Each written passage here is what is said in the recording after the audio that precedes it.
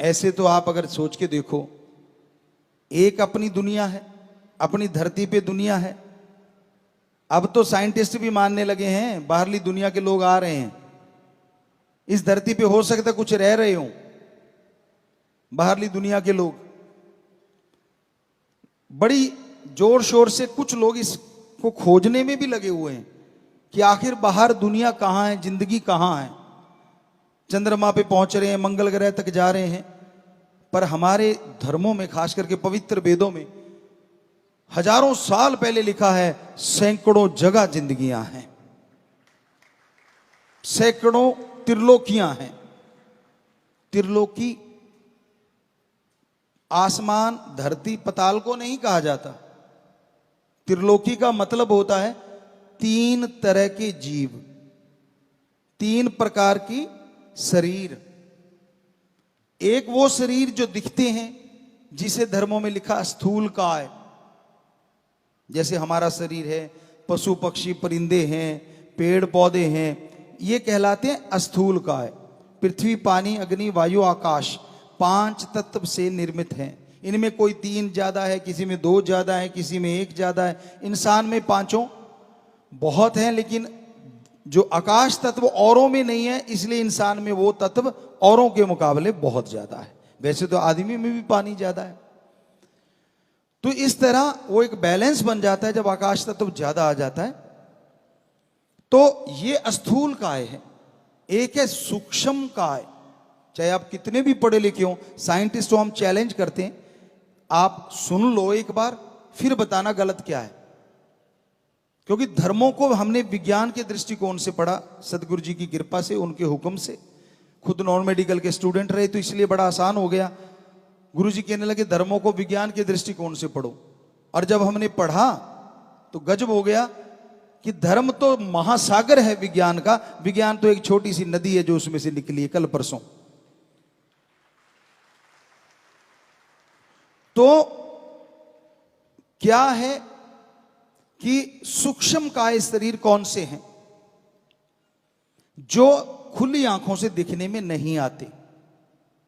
आप उन्हें बैक्टीरिया कह लें, उदाहरण के तौर पे वायरस कह लें, या उससे भी और सूक्ष्म है जो आज तक आप पकड़ नहीं पाए।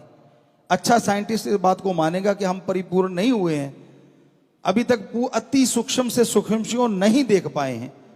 जिनकी एक चीज बंद हो जाती है कि बस हमने बैक्टीरिया देख लिया, इससे सूक्ष्म क्या हो सकता है, वो चुप हो गए।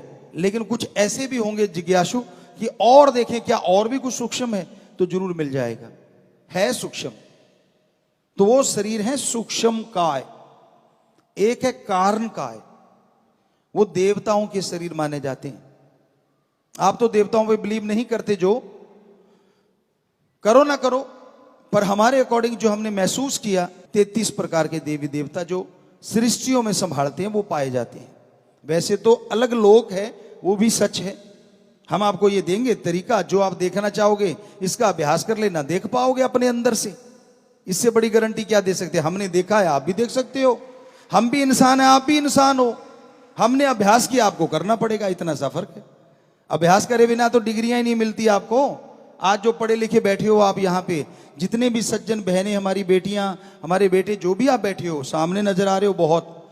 कहने का मतलब आपने कोई डिग्रियां हासिल की हैं, या कोई नौकरी कर रही हैं, या कहीं भी आप दफ्तरों में लगे हुए हैं, तो आपने जिंदगी के कुछ साल तो लगाए होंगे पढ़ाई के लिए। हमारी मान के आप 2 महीने घंटा सुबह शाम इस गुरु मंत्र का जाप कर लेना, हम आपको गारंटी देते हैं वो डिग्री मिलेगी जिसकी कल्पना नहीं करी। जिसे भगवान है कि नहीं है, ये तो फजूल की बातें हैं। तो फिर ऐसे इतिहास कैसे कह सकते हो सही है। लिखने वाला इतिहास भी आदमी, और संत हैं वो भी आदमी जिन्होंने धर्मों को लिखा। अरे इतिहास को लिखने वालों के तो बच्चे थे, और जो संतों ने धर्मों को लिखा उन्होंने दुनिया त्याग के धर्मों को लिखा हमारे लिए। जिनके बच्चे होते हैं वो तो बेईमानी कर सकता है, झूठ बोल सकता है। अब जिनके बच्चे है ही नहीं, सारी समाज को बच्चे मान के जो लिखता है वो कभी झूठ नहीं लिखता। जो उसके अनुभव में आता है वो लिखता है। हम नहीं कहते कि इतिहासकारों ने झूठ लिखा होगा, लेकिन अगर दोनों की तुलना की जाए तो चांसेस किसके ज्यादा बेईमानी करने के। उसके जिसकी औलाद परिवार है या उसके सारी सृष्टि को परिवार मानता है, उसका पर्सनल किसी से कोई इंटरेस्ट नहीं है। तो हमें लगता है चांसेस बेईमानी के उसके ज्यादा हो जाते हैं जिसकी एक अपनी फैमिली है।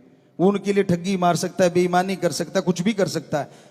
पर जिसकी सारी सृष्टि फैमिली है, जिसको पता है उसके शब्दों को आने वाले टाइम में प्रयोग किया जाएगा, भगवान से जुड़ जाता है, वो 100% सच होता है। उसमें कोई चांस ही नहीं रहता कि वो बेईमानी करेगा। किस लिए? कोई पर्पज तो हो, अपना नाम मशहूर करने के लिए। ऐसा भी उन्होंने नहीं कहा। उन्होंने तो अपने आप को दासों का दास, सबसे छोटा, मैं तो आपके जूतों में बैठूंगा, हमेशा आपने सुना हो।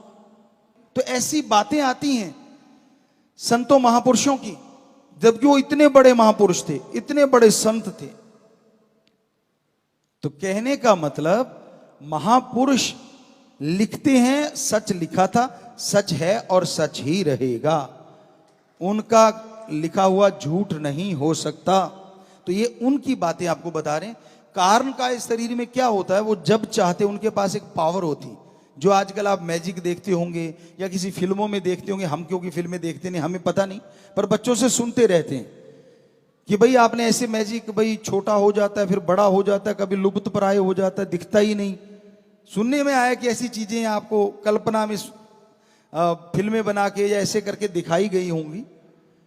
वो कल्पना है, लेकिन हकीकत में देवी देवता 100% ऐसी होते हैं। वो कहीं भी पहुंच सकते हैं, ऐसी उनका आत्म बल, आत्मिक शक्ति बढ़ी हुई होती है। अपने आप को बिल्कुल ऐसा कर देते हैं कि आप देख ही नहीं सकते, आपके आसपास ही होते हैं। वो छुप जाते हैं, अदृश्य हो जाते हैं। जितना चाहे शरीर को, बहुत हद, एक हद होती है, उतना लंबा चौड़ा कर सकते हैं और छोटे से छोटा कर सकते हैं और दृश्य हो जाते हैं। तो उसको शरीर को कहा जाता है कारण काय। तो ये 3 शरीर हो गए, स्थूल काय, सूक्ष्म काय, कारण काय। इसको कहते हैं त्रिलोकी। तो ऐसी त्रिलोकियां सैकड़ों जगह है। सो कहने का मतलब जो जिंदगी हम इस धरती पे जी रहे हैं, ऐसी धरतियां सैकड़ों जगह हैं, अगर सीधी भाषा में बोले। और वहां भी जिंदगियां हैं। बहुत जगहों पे तो हमसे बहुत ज्यादा तरक्की पे, बहुत आगे विज्ञान में है। बहुत जगहों पे तबाही मच रही है, बहुत जगहों पे शांति प्रिय भी है।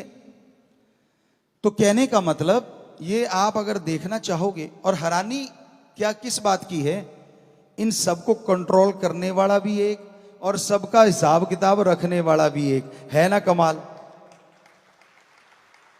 आप किसी अपने एरिया के बॉस होंगे, बुरा ना मनाना, अपनी कंपनी है या कुछ भी है, उसका एक बॉस होता है।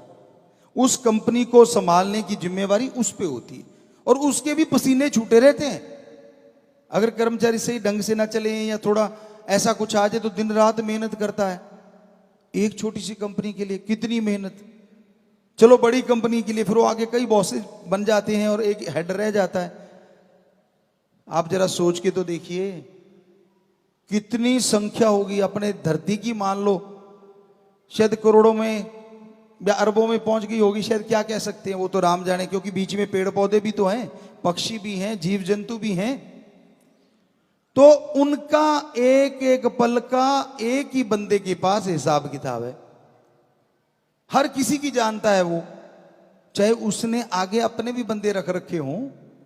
देवी देवताओं की ड्यूटियां 33 की लगा रखी हैं कि आपने ऐसे ऐसे ये काम करने हैं, और भी होंगे कुछ, लेकिन उनको पता हो ना हो फिर भी उसको खुद को सारा पता होता है। तो ऐसा है हमारा ओम भगवान परमात्मा, गॉड, सुप्रीम पावर। अब पशु तो भी सुन रहे होंगे बेचारे, वो तो नहीं समझ सकते, लेकिन आपका तो दिल कर सकता है ना कि यार देखिए तो सही वो है कैसा। कर रहा होगा ना, जरूर करता है। हमारा तो करा और तभी वहां तक पहुंच पाए, तो बिल्कुल करता है। और वो उसको पाने के लिए ही आपको वो तरीका बताएंगे जिसे कहते हैं गुरु मंत्र या मेथड ऑफ मेडिटेशन। आपने बस अभ्यास करना है, परहेज तो मानने पड़ते हैं। डॉक्टर साहबान यहां बैठे होंगे, बड़े डॉक्टर भी होंगे, कोई बीमारी लग जाए किसी को तो परहेज बताते हैं ना कि बेटा ये नहीं खाना, गला खराब है तो गर्म ठंडा इकट्ठा ना लेना, नजला है तो ठंडी चीजें मत खाया कर, बुखार में ये तो इत्यादि इत्यादि सारी बातें क्या कहें डॉक्टर साहबान, और जो बीमार रहा है उसको पता है, परहेज बताए जाते हैं। वैसे ही संत पीर फकीर जो गुरु होता है वो परहेज बताता है कि बेटा ये बस थोड़ी सी चीजें अवॉइड कर देना, फिर मेथड ऑफ मेडिटेशन गुरु मंत्र का जाप करना, जो तू चाहेगा तेरी गंदी आदतें बदल जाएगी और अच्छाई में तू तरक्कियां करता चला जाएगा।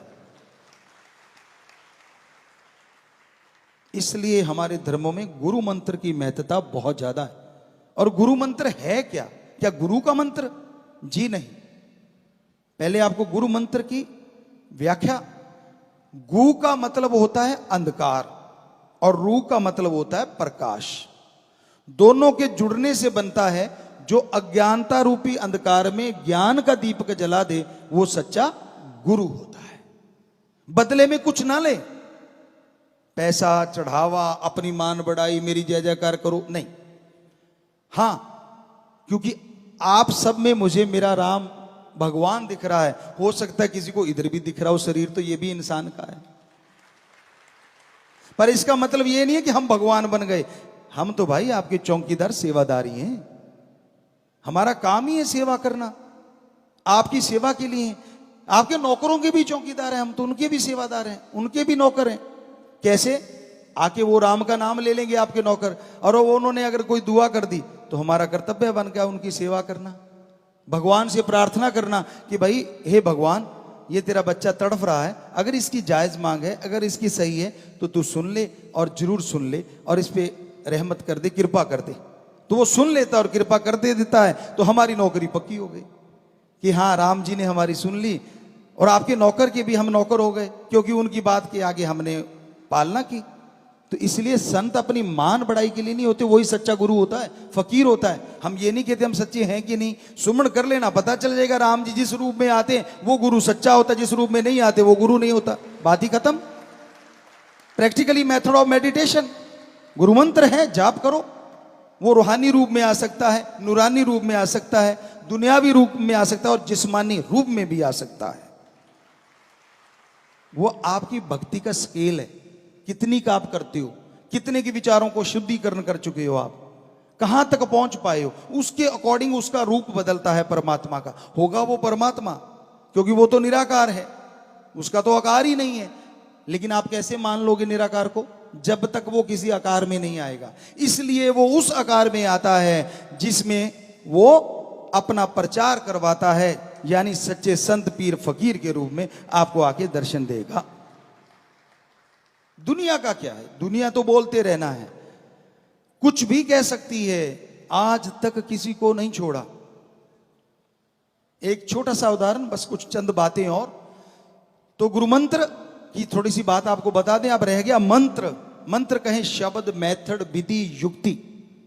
तो गुरु मंत्र का पूरा मतलब है वो शब्द जो गुरु ने खुद करके देखे हों, वो भगवान का नाम जो गुरु ने खुद जाप किया हो, अभ्यास किया हो। वो गुरु क्या कहता है? मैं भी इंसान हूं, आप भी इंसान हैं। मैंने इन शब्दों का जाप किया और मुझे मेरा भगवान मिला, सारा कुछ मिला, सब कुछ दिखा। अगर मुझे दिख सकता है तो मैं इंसान हूं, तो आप भी इंसान हैं। आप जाप करोगे तो आपको क्यों नहीं दिखेगा?